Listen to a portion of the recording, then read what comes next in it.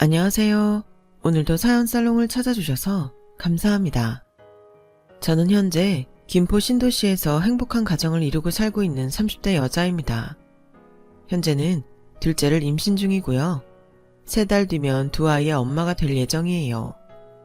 이미 눈에 넣어도 아프지 않을 딸이 있지만 출산은 처음이라 무섭기만 한데 그 누구보다 동생을 손꼽아 기다리는 딸에게 꼭 귀여운 동생을 만들어주고 싶은 마음입니다. 눈치 빠르신 분들이라면 단번에 아셨겠지만 현재 제가 키우고 있는 첫째는 제가 낳은 아이가 아니에요. 그렇다고 재혼이라는 말은 하고 싶지 않은 게 남편도 저도 결혼은 처음이었거든요. 다만 남편은 결혼 전부터 아이를 키우고 있었고 저는 기꺼이 그 사실을 받아들이고 두 사람과 가정을 이루기로 결심했는데요. 제가 남편과 결혼하기까지의 사연도 참 기구합니다. 제가 남편을 만나게 된 계기가 그리 아름답지 않았거든요. 오히려 살면서 가장 힘든 시절이었고 그런 힘든 시간에 지금의 남편과 딸을 만나게 된 건 그때 당시는 저에게 일어날 수 있는 최악의 사건이라고 생각했는데 이런 표현이 어떻게 들릴지 모르지만 저는 죽어도 남편과 결혼하고 싶지 않았어요. 하지만 단연코 지금은 제 인생의 두 사람은 둘도 없는 행운이라 말할 수 있는데 그때는 미처 그걸 알지 못했던 거죠. 그저 제가 돈에 팔려가는 그런 기분만 들었거든요. 그렇기에 그런 제 이야기를 한 번쯤은 이야기해보고 싶었는데 이렇게 할 수 있게 되네요. 저는 어릴 때부터 사업을 하시는 부모님 덕에 큰 어려움 없이 자랐어요. 저도 그렇지만 저보다 3살 많은 언니도 풍족하게 하고 싶은 건 전부 다 하고 살았죠. 물론 그렇다고 저희 집이 재벌처럼 돈이 아주 많은 그런 집은 아니었어요. 워낙 부모님이 어릴 때나 사업이 자리 잡기까지 고생을 많이 하셔서 적어도 당신들 자식인 저와 언니한테만큼은 좋은 환경을 만들어주고 싶었기에 가능했던 거였죠. 그리고 다행히 제가 대학을 나와 직장을 다닐 동안까지 저희 부모님의 사업은 건재했는데 당시 대학 CC로 만난 남자친구와는 6년의 연애 중이었어요. 참 타이밍 좋게 6년 연애의 종지부를 찍고 결혼 이야기가 나을 즈음 문제가 생기기 시작했어요. 남자친구에게 프로포즈를 받고 여느 때처럼 집에 돌아왔는데 왜 드라마에 그런 장면이 있잖아요. 집안의 모든 가구와 집기들에 빨간 압류딱지가 붙어있는 그런 장면이요. 저는 그걸 실제로 저희 집에서 봤어요. 집안의 모든 물건에 압류라고 적힌 스티커 같은 게 붙어있더라고요. 저는 아는 것이 없었기에 당황했고 그제야 거실 한켠에 망연자실한 엄마의 모습이 눈에 들어오더군요. 사실 부끄럽지만 저는 그 지경이 될 때까지도 부모님의 사업이 그 정도로 어려운 줄 몰랐어요. 물론 자식에게만큼은 티를 내지 않으려 했던 부모님 때문이긴 했는데 얼마나 자기들끼리 속이 탔을까? 제 속이 다 타들어가는 것 같았죠. 엄마, 이게 다 뭐야? 압류라니? 지호야, 그게 있잖아. 이걸 어디서부터 말을 해야 하나? 저희 엄마는 말이 차마 나오지 않는 듯 말을 잇지 못하셨어요. 그리고 아빠는 어떻게든 이 사태를 수습하겠다며 그날 이후 집에도 들어오지 않으셨는데 나중에 겨우 입을 뗀 엄마에게 듣기로 오랜 시간 회계 쪽 일을 담당했던 아빠의 친구이자 창립 멤버인 분이 회사 돈을 전부 가지고 잠적했다고 하더군요. 워낙에 큰 금액이고 믿었던 사람의 배신이라 저희 부모님이 정신적으로 큰 충격에 빠진 상태였는데 당장 직원들 월급과 거래처에 해줄 결제부터 감당할 수 없었다고 했어요. 거기에 법인 명의로 받은 대출금 상환까지 있었기에 저희 부모님은 결국 폐업 결정을 내릴 수밖에 없었는데요. 당장 급한 불은 아빠의 누나인 고모의 도움을 받아 해결했지만 그것 역시 갚아야 할 빚이었어요.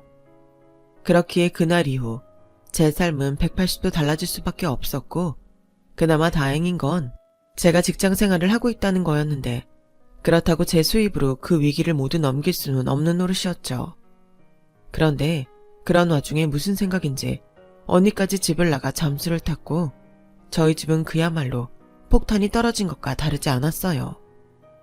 매일매일 돈 갚으라며 찾아오는 사람들의 엄마는 대인 기피증까지 걸리셨고, 저희 집이 어려워져서 회생 불가능하다는 사실을 안 6년 사귄 남자친구는 난처한 모습을 여러 번 보이더니 끝내 결혼 얘기는 없던 걸로 하자고 하더군요.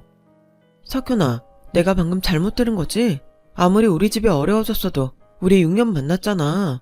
결혼하자고 프로포즈도 했으면서? 그래, 그러려고 했지. 근데 니네 집이 그렇게 될 줄은 내가 몰랐잖아. 솔직히 너랑 나랑 사는 급이 맞으니까 결혼 얘기까지 한 건데 이렇게 되면 나는 좀 곤란해. 우리 부모님도 그렇잖아. 당장 결혼 비용도 마련하기 어려운 너랑 결혼이라니. 우리 그냥 결혼할 인연은 아니었다고 생각하자. 아무리 힘들어도 건강 잘 챙기고 잘 지내. 이렇게 돼서 정말 유감이야. 솔직히 저는요, 저희 집에 압류 딱지 붙었을 때보다 남자친구에게 그 이야기를 들었을 때 더 충격이 컸어요. 이게 한심하고 나쁘게 들릴 수 있는데 부모님 사업이 그렇게 되자 제 머릿속은 온통 남자친구 생각밖에는 없었거든요. 그렇다고 경제적으로 도움을 받고 싶어 그런 건 아니었고 그냥 제가 너무 힘드니까 남자친구에게 의지하고 싶은 마음이 컸었어요. 그리고 당연히 이런 사실을 알면 자기가 먼저 저와 저희 부모님 걱정을 할 거라고 믿었는데 실상은 그 반대였으니 그 순간은 세상이 전부 저와 저희 가족에게 등을 돌린 기분이었죠. 그만큼 비참했어요. 그런데 그렇게 제 가슴에 비수를 꽂은 이놈은 매너도 참 좋았는데요. 글쎄 무슨 신나는 소식이라고 자기랑 제가 헤어진 이야기를 그새 대학 동기들에게 가십거리처럼 떠벌리고 다녔더라고요. 거기에 저희 집이 망해서 압력 딱지 붙은 것까지 아주 상세하게 주둥이를 나불거리고 다닌 모양이었는데 어찌나 소문이 빨리 퍼졌는지 그놈이랑 헤어진 지 3일도 되지 않아 어이없게도 저는 저희 집이 망해서 파혼한 게 진짜냐며 대학 동기들에게 확인 전화가 걸려왔어요. 그때 알았죠. 친구라는 건 내가 어려울 때 진짜 모습을 보여준다는 것을요. 그리고 그날 이후부터 저는 세상에 친구라는 것들은 모두 버렸어요. 사람에게 실망하고 아플 바에는 외로운 게 훨씬 낫다는 생각했죠. 그리고 결심했어요. 이렇게까지 사람을 비참하게 만든 그놈에겐 똑같이 되갚아주자고요. 그래도 한때는 결혼까지 생각하며 세상에서 부모님 다음으로 사랑한 사람이었는데 6년 연애의 끝은 참 허무하고 더러웠어요. 거기에 저희 엄마가 이 사실을 알고 저에게 미안하다며 우시는데 자존심 때문에라도 울고 싶지 않았지만 그 순간에는 도저히 눈물을 참을 수 없었어요. 하지만 그렇다고 모든 걸 포기하고 싶지 않았어요. 이제는 내가 우리 가족을 위해 무언가 해야 한다고 생각했죠. 그래서 미안해하는 엄마에게 최대한 밝은 얼굴로 이렇게 말했어요. 엄마, 차라리 잘 됐어. 그런 놈인지 모르고 결혼까지 했어봐. 나는 그게 더 끔찍해. 내가 사람을 잘못 봐도 한참 잘못 봤지. 이건 오히려 감사할 일이야. 그러니까 엄마도 아빠도 미안해하지 않았으면 좋겠어. 나 그동안 엄마 아빠 덕에 아쉬울 거 없이 잘 살았잖아. 그러니까 이젠 나도 뭐라도 할게. 결혼하려고 모은 돈도 있으니까 우선은 그걸로 압류부터 풀자. 안 돼. 네가 힘들게 번 돈이잖아. 엄마 아빠가 그 돈을 어떻게 쓰니? 게다가 그 돈은 네 결혼 자금인데 아빠가 어떻게든 해본다고 했으니까 우리 힘들어도 조금만 참고 기다리자. 그나저나 지혜 이건 어디서 뭘 하는지? 너도 네 언니랑 연락 안 되는 거지? 몰라. 난 그런 언니 없다고 생각하기로 했어. 무슨 장녀가 그래. 막말로 부모 찬스는 지가 제일 많이 썼으면서 힘들어지니까 지만 살겠다고 잠수를 타? 엄마는 그런 언니가 걱정이 돼? 지도 오죽했으면 그랬겠니? 엄마나 아빠가 죄인이지. 그런 말 좀 그만해. 엄마나 아빠가 계속 그러니까 언니 그게 정신 못 차리고 그러는 거잖아. 이참에 언니 그것도 제대로 고생 좀 해야 해. 아무튼 난 언니가 다시 집에 와도 반기지 않을 거니까 엄마는 그런 줄 알아. 저는 언니가 참 미웠어요. 장녀, 차녀를 따지는 건 우습지만 그래도 이렇게 가족이 힘들 때 똘똘 뭉치지 못할 망정 혼자만 살겠다고 내뺀 언니가 6년 사귀고 제 뒤통수를 치는 그놈이랑 다를 바가 없어 보였죠. 그날 이후 저는 어쩌면 제 인생에 결혼은 없을 수도 있다고 생각하고 집안의 가장이 되기로 결심했어요. 당시 제 나이가 30도 되지 않았기에 아주 가끔은 그런 제가 불쌍하게 생각되곤 했지만 어쩌겠어요. 그냥 이건 제가 짊어지고 가야 하는 운명이라고 생각했죠. 그리고 몇 달 뒤 결국 저희 아빠는 있는 돈 없는 돈 총동원해 빚잔치를 벌였어요. 회사를 살려 다시 집안을 일으키고 싶다는 당신의 다짐이 현실의 벽에 부딪혀 무너지고 말았거든요. 거기에 설상가상으로 회사 돈을 횡령한 범인은 계획범죄로 해외로 도망간 것으로 조사 결과 드러났는데 경찰에선 시간도 시간이지만 잡아도 횡령한 돈을 모두 찾기는 어려울 거라고 하더군요. 그리하여 저희 가족은 어쩔 수 없이 고모가 내어준 당신 집 옥탑방에 최소한의 살림살이만 가지고 이사를 했고 필요한 생활비는 제 월급으로 해결했는데 저희 부모님은 가만히 자식이 주는 돈만 받았을 수 없다며 엄마는 식당에서 설거지를, 아빠는 건설 현장 노가다를 뛰셨어요. 물론 저는 부모님을 말렸죠. 그러다 다치기라도 하면 더 큰일이라며 화도 내고 웃으며 설득도 해봤는데 부모님은 입을 모아 그렇게라도 하지 않으면 당신들 마음이 너무 힘들다며 오히려 몸을 움직이는 게 좋다고 하셨어요. 하지만 자식된 입장에서 부모님이 생전하지 않는 그런 일을 한다는 게 보기가 너무 힘들더군요. 그래서 퇴근 후 대리운전까지 하며 조금이라도 돈을 더 벌려고 저도 길을 썼어요. 지금 생각해보면 그때 당시 제 머릿속엔 온통 돈밖에는 중요한 게 없었는데 그러던 중 고모가 저만 밖에서 따라보자고 연락을 하셨어요. 고모, 저 왔어요. 무슨 일이세요? 이렇게 따라보자고 하시고. 다른 건 아니고 너 선 보지 않을래? 선이요? 고모, 저 이제 고작 26이에요. 나이가 뭐가 중요해? 성인이잖아. 게다가 니네 엄마한테 들었는데 너 연애하던 그놈이랑 깨졌다며. 그럼 지금 애인도 없는 싱글인데 딱이지? 그래도 제가 지금 연애할 여유가 없잖아요. 거기에 선이면 결혼을 위해서 만나는 거 아니에요? 그야 그렇지. 결혼도 안 할 건데 뭐하러 시간 쓰고 돈 쓰면서 사람을 만나니? 그러지 말고 너 니네 아빠 도와준다는 마음으로 선 봐라. 고모가 하물며 조카한테 이상한 사람을 소개하겠니? 제가 선을 보는 게 아빠를 도와주는 거예요? 왜요? 설마 고모가 소개해준다는 사람이 아빠랑 연관 있어요? 그야 없다고는 할 수 없지. 사실은 고모도 연결돼서 제안을 들은 건데 고모가 소개하려는 그 사람이 니네 아빠랑 연이 있더라고. 거래처 사장이야. 사장이요? 저는 순간 누가 망치로 제 머리를 친 것처럼 띵이 오는 것 같았어요. 아빠가 하신 사업이 오래되기도 했고 제조업이라 주변에 젊은 사장은 없었거든요. 그렇기에 고모의 말에 전 적지 않게 충격을 받았고 이건 말이 좋아 선이지 돈 많고 나이 많은 그런 사람과 결혼해서 아빠를 도와주라는 말도 안 되는 제안임을 직감했죠. 그러기에 저는 다짜고짜 고모에게 화를 냈어요. 고모, 아무리 저희 집이 그렇게 됐어도 저 고모 조카예요. 고모는 조카보다 돈이 더 중요하세요? 그래서 뭐 저더러 돈 많은 아저씨한테 시집가서 아빠 좀 도와주라고요? 고모 지금 제정신 맞아요? 얘는 왜 이렇게 화를 내? 고모 말 좀 들어봐. 너보다 나이는 좀 많은 건 사실인데 사람이 나쁘지가 않아. 물론 애도 있지만 결혼한 적은 없단다. 무슨 개풀 뜯어먹는 소린지. 저는 고모 말에 어이가 없어서 그 뒤로는 아무런 대꾸도 하지 않았어요.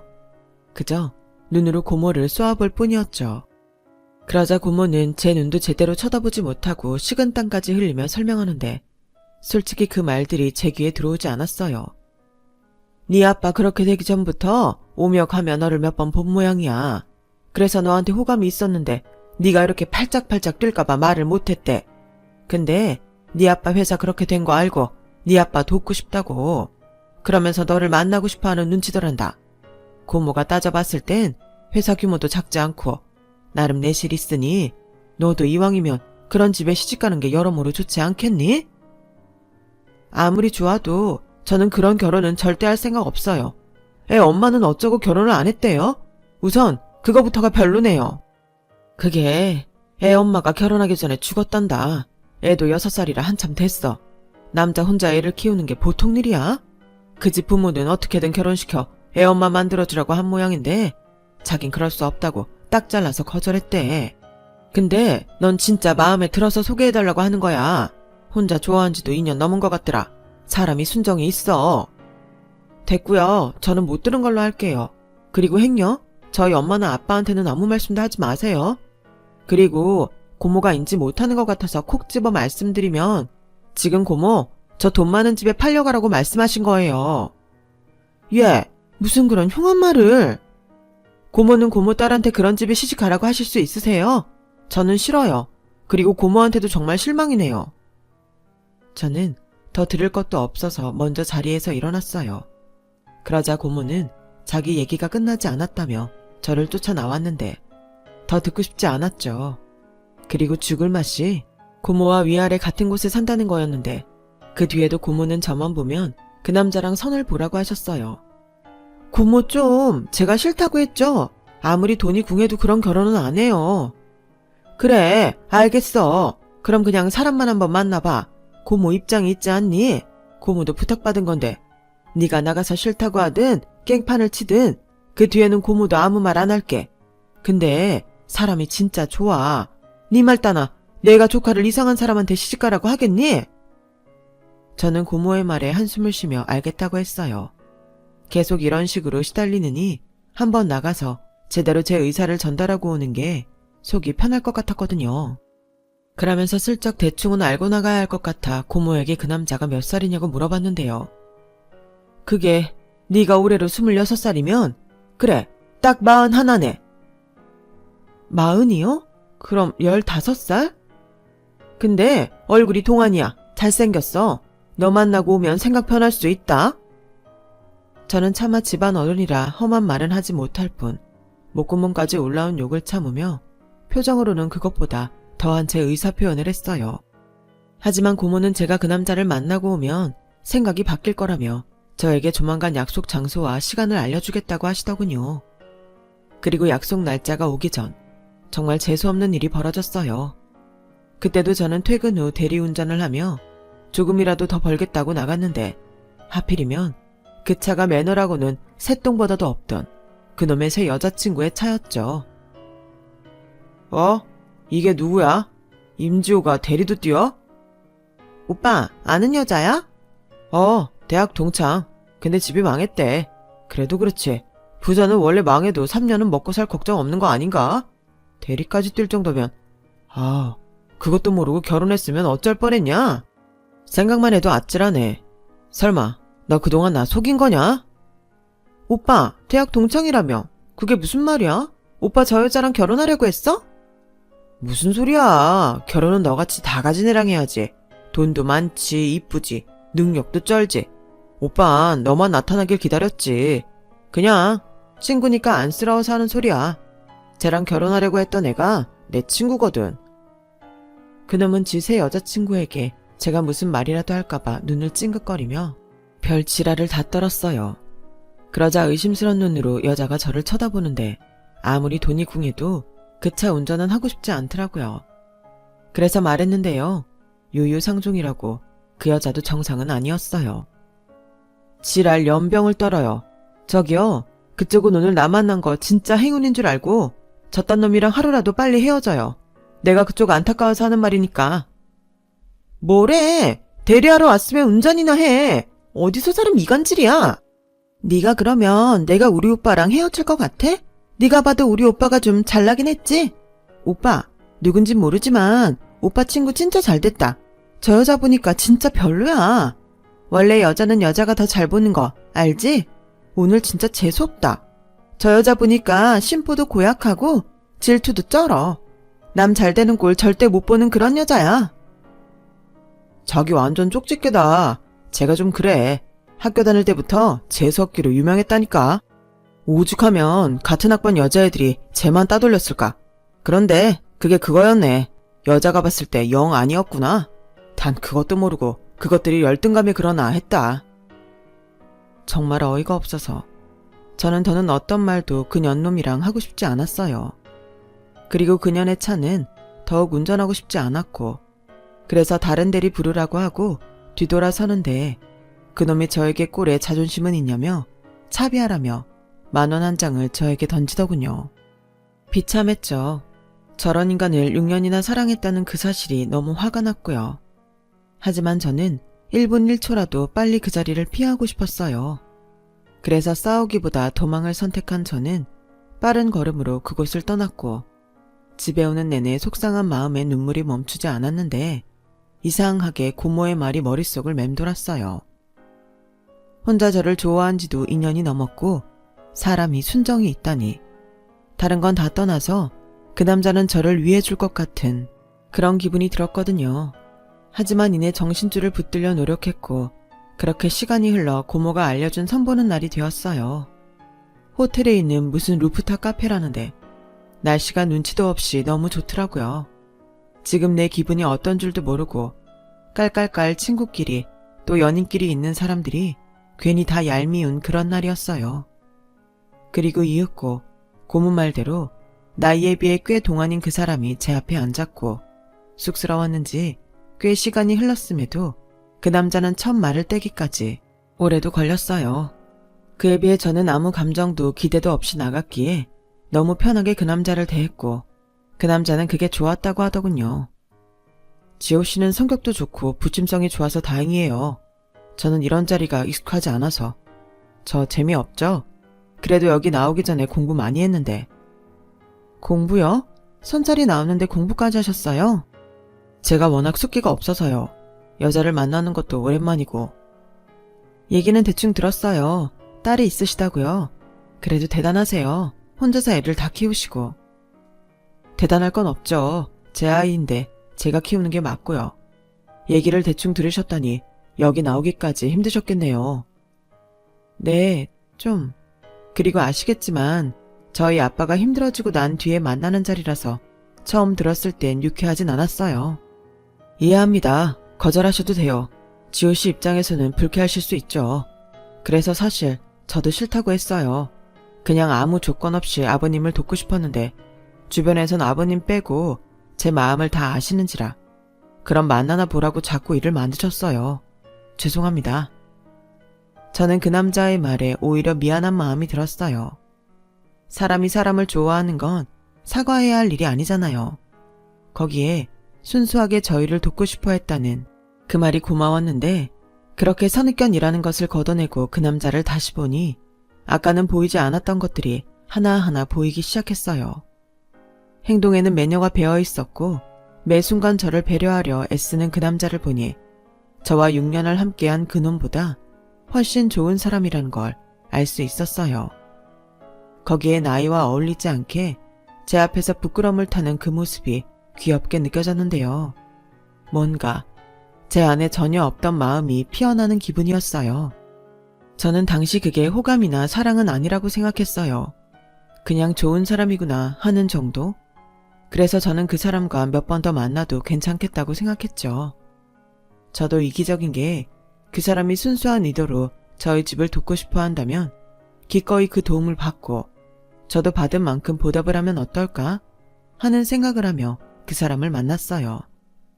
그렇게 몇 번 더 그 사람을 만났는데 2번, 3번이 지나니 그 사람도 저를 만나는 게 익숙해진 듯 쑥스러움을 덜 타게 되었고 그 뒤로는 대화도 제법 많이 했는데 생각보다 관심사도 통하고 말이 잘 통했어요. 처음엔 저에게 무조건 다 맞춰주니까 그런가 하고 생각했는데 만나는 횟수가 늘어나면서 저도 이 사람도 서로 코드가 잘 맞다는 걸 느낄 수 있었죠. 그리고 저도 그만큼 이 사람이 편해지기 시작했어요. 그래서 누구씨라고 어색하게 부르던 호칭을 나중에 누가 시키지 않았는데 저도 모르게 오빠라고 부르게 됐고 그날 그 사람의 얼굴이 얼마나 귀엽게 붉어지던지 지금 생각해도 제 입꼬리가 올라가네요. 그만큼 그 사람은 피터팬 같은 사람이었어요. 나이는 저보다 15살이 많지만 저보다 더 순수하고 올곧은 사람이었죠. 그렇게 좋은 감정으로 2달 넘게 그 사람을 만났어요. 그리고 알았죠. 제 마음에 피어난 그 감정이 사실은 호감이었다는 것을요. 저도 모르게 점점 저는 그 사람을 좋아하게 된 거였어요. 하지만 여전히 그런 부분에선 그 사람은 자신이 없는지 진지하게 만나자 혹은 결혼을 생각해보자 라는 말은 입 밖에 꺼내지도 않았는데요. 그래서 제가 먼저 이렇게 말했어요. 우리 다음엔 딸이랑 셋이 볼까요? 오빠 딸이면 어떻게 생겼을까? 궁금한데 6살? 아, 그래도 되겠어요? 안 그래도 되는데. 왜요? 난 지호 씨한테 부담 주고 싶지 않으니까요. 저는 지금도 좋아요. 가끔 꿈꾸는 건가 싶기도 하고. 꿈 아니고요. 부담도 아니에요. 우리 사귀는 거잖아요. 결혼을 전제로. 무슨 생각이었는지 솔직히 저도 말을 하고 당황했어요. 하지만 저보다 그 사람이 더 당황했는데 먹던 게 목에 걸렸는지 결혼하기도 전에 과부가 될 뻔했죠. 그리고 저만 결정하면 다 되는 줄 알았던 그 사람하고의 결혼 사실은 그렇게 쉽지 않았어요.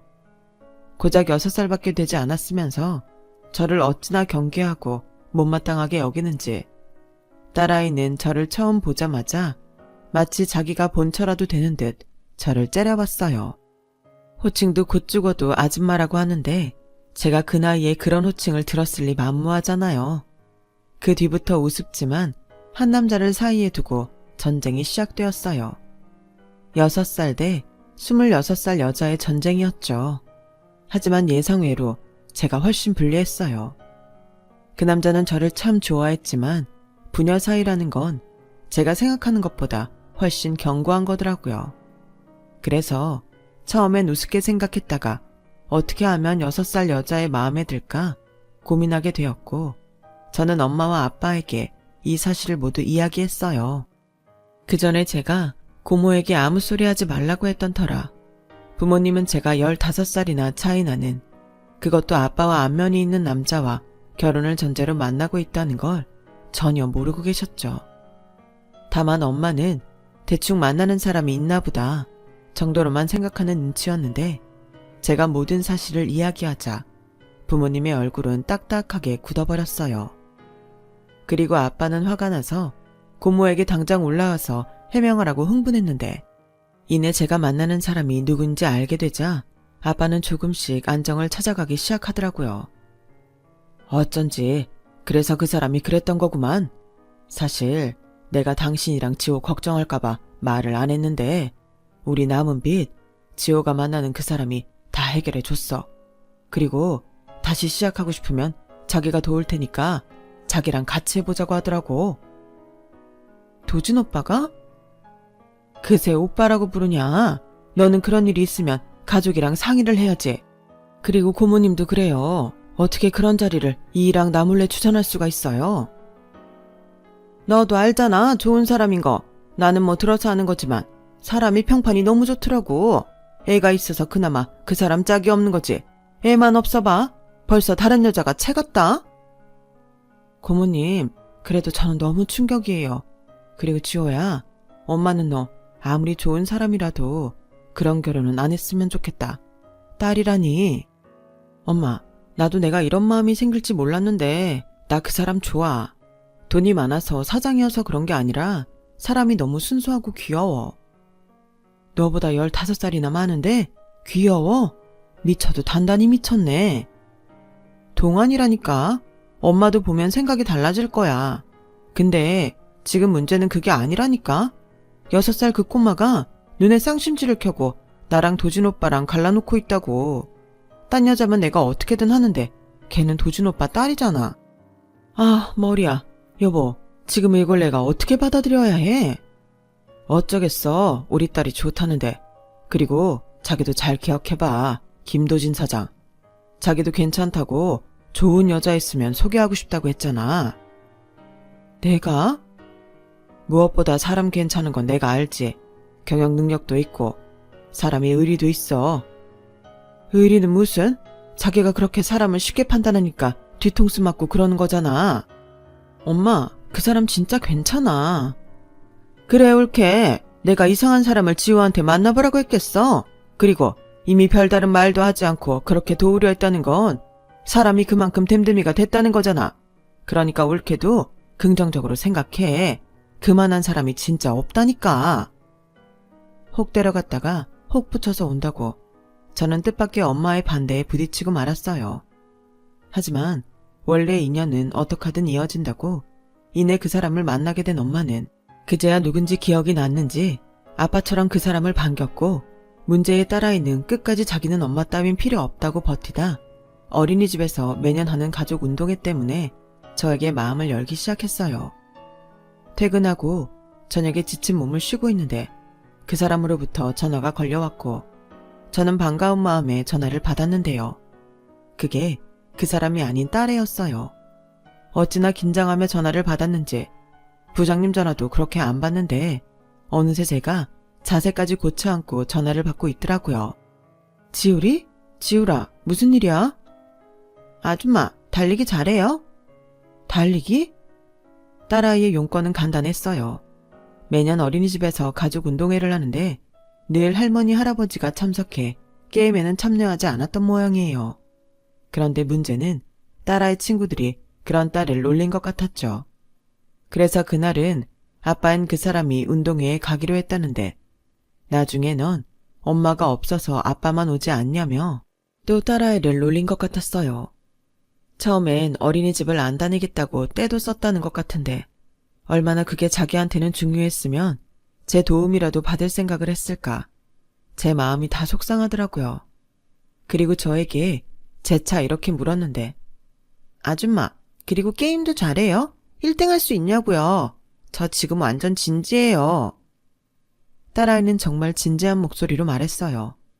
그리고 나중에 그 사람에게 사정을 듣게 된 저는 딸아이를 만나게 해달라고 했고 딸에게 회심의 미소를 지으며 이렇게 확답했어요.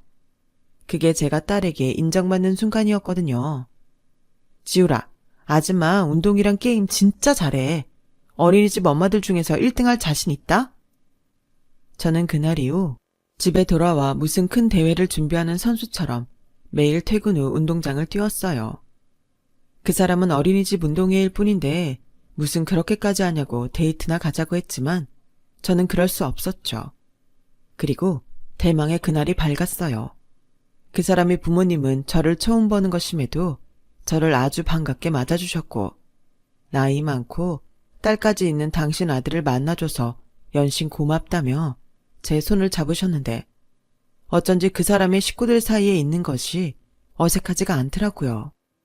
지금은 시부모님이 되셨지만 당시 어머님은 저희 엄마보다 나이가 제법 있으셨죠. 성품이 곱고 인자하셨고 아버님은 말씀은 많이 없으시지만 자상하셨는데 그런 부모님 밑에서 자라 그 사람이 그렇게 바르게 컸구나 했어요. 그리고 저는 그날을 위해 준비했었기에 부모들을 대상으로 한 모든 게임에서 족족 1등을 따냈는데요. 나중에 이어달리기까지 저의 완승으로 끝나자 어떤 몰상식한 부모님들이 선생님에게 항의를 한 것 같았어요. 결국 저는 선생님에 의해 원장 선생님 앞까지 불려갔는데 딱 봐도 인상이 별로인 학부모들이 예의도 없이 저에게 삿대질까지 하며 선생님과 원장님에게 문제를 제기했어요. 저 여자가 무슨 자격으로 게임에 참여한 거죠? 어린이집에서는 그 정도도 확인하지 않고 부모 자격을 주나요? 저희는 인정할 수 없어요. 전 그러면 혼인신고라도 했다는 증거라도 있어야죠. 저희 입장에선 저 여자가 지율이랑 무슨 사이인지 알 수가 없잖아요. 맞아요. 이 게임들 다 무효예요. 억울하면 결혼하고 내년에 다시 참여하면 되겠네. 그 여자들은 뭐가 그렇게 불만인지 콧구멍에서 김이라도 나올 듯 목소리를 높였어요. 그리고 저도 지율이도 부글부글 열을 받았는데요. 그도 그럴 게 그런 불만이 있었다면 게임 전에 문제를 제기해야지. 자기들이 게임에서 지니까 이제 와서 저러는 건 정말 꼴불견이라고 생각했어요. 그래서 져주지지 않고 그 여자들 상대로 기꺼이 싸움을 벌였는데요. 이보세요. 그런 항의를 하고 싶으셨으면 미리부터 원해 이야기를 했어야죠. 왜 어른들이 게임에서 지니까 치사하게 이러세요? 이깟 게임이 뭐라고 혼인신고까지 들먹이시는데요. 어머 뭐래? 우리야말로 억울하죠. 그쪽은 지율이랑 아무 상관도 없는 사람이잖아요. 지율이 아빠도 웃겨? 여자친구를 지금 여기까지 데려오면 어쩌자는 거야? 그 여자들은 아이들이 보는 앞인데도 비아냥거리며 그렇게 말했어요. 그러니 저도 더욱 화가 났고 그래도 딸아이를 봐서 참아야 하나 내적 갈등을 벌이고 있는데 지율이가 먼저 소리를 빽 하고 지르더군요. 그리고 제 손을 잡으며 말했어요. 상관 있어요. 우리 아빠 여자친구 아니고 우리 엄마예요. 지율이 엄마라고요. 애가 어찌나 큰 소리로 울면서 말하는지 저는 제가 낳지도 않았는데 모성애 같은 것이 느껴졌어요. 그래서 저도 우는 지우리를 안아 올리며 그 여자들 사이에서 지지 않으려 목소리를 높였죠. 결국 싸움은 운동회가 중단될 만큼 커져버렸고 결과는 저와 딸의 승리였어요. 그 어떤 이유라도 아이에게 상처를 입히는 건 어른으로 또 교육자로 있을 수 없다며 원장님이 직접 정리에 나섰거든요. 그리고 그날 이후 저와 딸애는 정말 모녀 사이가 되기로 했어요. 어린이집에서 몰랐는데 부모가 참여하는 행사가 많더라고요. 그런데 그 사람은 바빠서 거의 모든 행사를 가지 않았던 모양이었는데 저와 그 사람이 매번 행사에 참여하니 딸애가 어찌나 좋아하든지 나중엔 그 사람보다 딸아이가 먼저 아줌마가 빨리 우리 엄마가 됐으면 좋겠어요. 할머니 할아버지도 빨리 그랬으면 좋겠대요. 라며 청혼을 하는데 대단한 사람한테 인정이라도 받은 것처럼 너무 기뻤어요. 물론 딸의 말 때문에 그 사람은 조심스럽지만 진심을 다해 저에게 진짜 프로포즈를 했고요. 저는 그리하여 진짜 가족을 만난 듯 그 사람과 결혼하기로 마음을 먹었고 저희 부모님도 그 사람의 부모님도 아주 흔쾌히 허락해 주셨는데요. 만난 지 8개월 만에 저희는 정식으로 가족이 되었어요. 그리고 남편이 된 그 사람은 저희 아빠의 재기를 돕겠다며 자기 일처럼 하나부터 10까지 마음을 쏟았는데 결국 아빠는 당신의 열망과 남편의 든든한 조력으로 재기에 성공했고 저는 그런 남편에게 고마워하며 행복한 가정을 꾸릴 수 있게 되었어요.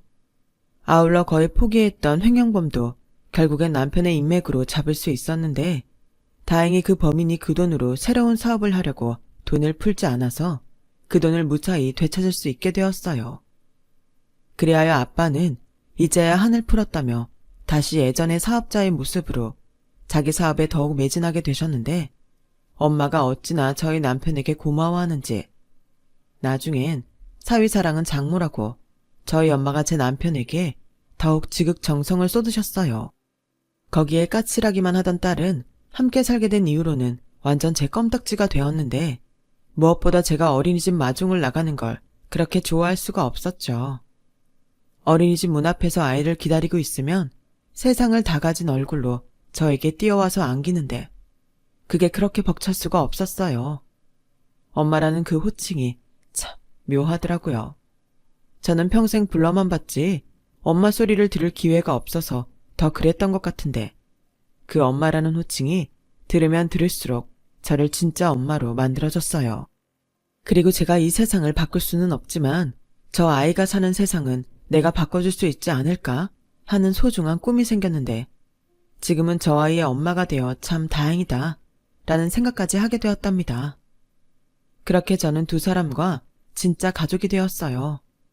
물론 이런 속사정까지 알지 못하는 사람들은 제가 돈 보고 남편과 결혼했다고 생각하며 헛소문을 내기도 했는데 제가 결혼하면서 일부러 속일 것도 없을 것 같아서 대학 동기들에게 청첩장을 돌렸더니 나쁜 소문은 주로 거기서 만들어졌어요. 왜 아니겠어요?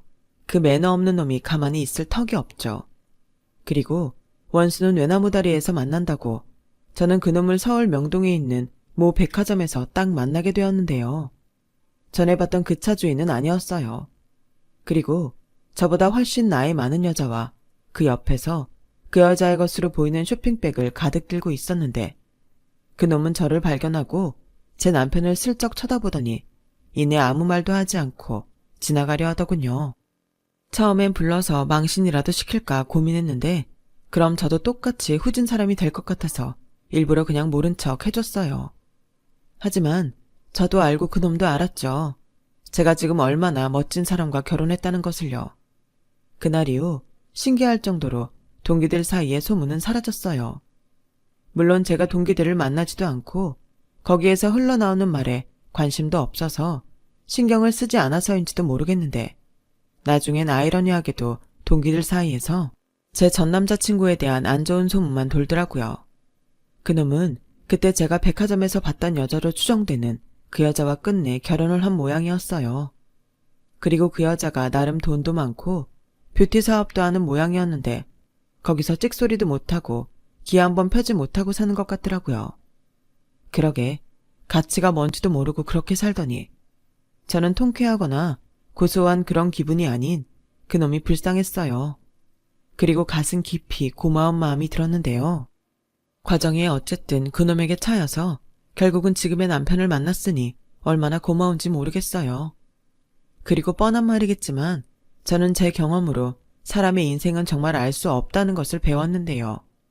지금 망하고 조금 불행해도 그게 계속되는 것도 아니고 지금 당장 다 가져서 행복하다고 앞으로 영원히 행복한 것이 아니기에 우리는 항상 겸손하고 최선을 다해야 한다고 생각하게 되었어요. 그만큼 저도 어른이 되어가는 거죠. 저는 요즘 임신과 딸아이의 육아로 몸은 힘들지만 마음이 너무 행복해요. 남편은 할 수 있는 한 저를 도와주려 늘 애를 쓰고 딸애는 늘 저에게 예쁜 짓만 하는데 세상에서 이런 사람들을 제가 어떻게 만났나 싶은 나날들입니다. 어떻게 알았는지 제가 결혼해서 잘 살고 아빠가 재기에 성공했다는 소식을 들은 언니는 오랜 잠수를 끝내고 집으로 돌아왔어요. 하지만 저는 그런 언니를 반기지 않았는데요. 뒤늦게 철이 든 건지 아니면 철든 척을 하는 건지 지금은 바빠진 아빠를 도우며 지내고 있어요. 엄마 말로는 밖에서 고생을 많이 했는지 전보다는 훨씬 어른이 됐다며 저에게 마음을 풀어도 된다고 했는데 글쎄요. 워낙에 철이 없는 사람이 저희 언니라 부디 엄마의 말이 진짜이기 바랄 뿐입니다. 그리고 이건 바로 얼마 전의 일인데요. 왜 여자들은 남자들이 자기를 왜 좋아했는지 궁금하잖아요. 그래서 저는 남편에게 저희 어디를 보고 2년 동안 짝사랑을 했냐며 기대에 차서 물었어요. 솔직히 예뻐서 반했다던가 아니면 아빠 회사에 갔을 때 저를 한번 봤는데 자기 스타일이었다 등의 말을 기대했는데 남편은 정말 뜻밖의 말을 꺼냈죠. 그게 그날은 아버님 회사에서 미팅이 있어서 가던 길이었는데 웬 할아버지가 고무를 잔뜩 싣고 길을 건너고 있었어. 거기가 신호등이 없는 곳이었는데 그래서 달려오는 차가 크락션을 울리면서 뭐라고 했지. 욕도 하고 큰 소리도 치고. 물론 무단횡단은 위험한 행동이지만 눈살이 찌푸려져서 내가 나서서 뭐라고 하려고 했는데 그때 웬 젊은 여자가 짠 하고 나타난 거야. 그리고는 그 남자한테 아저씨는 부모도 없냐고 그렇게 화낼 시간에 리어카라도 빨리 옮겨주라며 아저씨는 뭐 계속 젊을 것 같냐고 악다구니를 치는데 와, 저 여자 깡따구 있다 했지. 그런데 아버님이랑 회의를 하는데 벽에 걸린 가족사진이 보이는 거야. 그런데 거기에 자기가 있더라고. 그리고 희한하게 그 모습이 잊혀지지가 않았어. 그래서 자기는 모르겠지만 나는 가끔 아버님 회사 가면 자기를 보곤 했지. 자기가 아버님한테 용돈 받으려고 회사에 자주 오더라고. 저는 얼굴이 화끈거렸어요. 사실 남편의 말을 듣고 그 기억이 저도 생생하게 났거든요. 그리고 저는 분명 그날 목에 핏대까지 세우며 소리를 쳤었는데 그걸 지금 제 남편이 보고 있었다니. 그리고 예뻐서가 아니라 깡따고 있어서라니. 저 남자도 취향 한번 독특하구나. 헛웃음이 나왔어요. 그리고 다른 사람한테도 그렇게 말할까 싶어 입단속을 시켰는데요. 혹시라도 다른 사람들이 와이프랑 왜 결혼했냐고 물으면 그냥 한눈에 보고 자기 스타일이라 반했다고 그래서 한 번만 만나달라고 쫓아다녔다고 말하라고 시켰는데 남편은 어이없다며 웃어버리는 거 있죠. 저는 100% 진심이었는데요. 어쩌겠어요. 우리의 인연은 그렇게 시작되었는걸요. 비록 우리가 만나게 된 계기는 아름답지 않았지만 저는 저와 남편의 만남이 운명이었다고 생각해요. 그리고 처음 만났을 때나 나름 함께 산 지금이나 변함없는 남편을 보며 늘 고마운 마음뿐인데 부디 나이 차이는 많이 나지만 오래오래 건강하게 우리가 함께 할 수 있길 바랍니다. 태어나 단 한 번도 현모양처의 꿈을 꿔본 적 없는 저지만 좋은 엄마, 좋은 아내가 되고 싶어요. 그들이 저를 행복하게 해준 만큼 저도 그들을 행복하게 해주고 싶거든요. 제 사연은 여기까지입니다. 분명 지금 이 순간에도 끝나지 않을 것 같은 힘든 시간을 보내고 계시는 분이 있겠죠. 그런 분들에게 감히 이런 말을 하고 싶어요. 그 힘든 시간도 결국은 지나갑니다. 그리고 힘든 시간만큼 많이 행복할 그런 날이 선물처럼 찾아올 테니 희망을 놓지 마세요. 우리에겐 행복해질 수 있는 내일이 있다는 걸 잊지 않으셨으면 좋겠습니다. 내일은 분명 오늘보다 행복할 거예요. 지금까지 제 이야기 끝까지 들어주셔서 대단히 고맙습니다. 항상 건강하시고 좋은 하루 보내세요. 감사합니다. 여러분, 사연 댓글에 응원과 현명한 조언 부탁드려요. 좋아요와 구독은 저에게 큰 힘이 됩니다. 오늘도 좋은 일 가득하세요.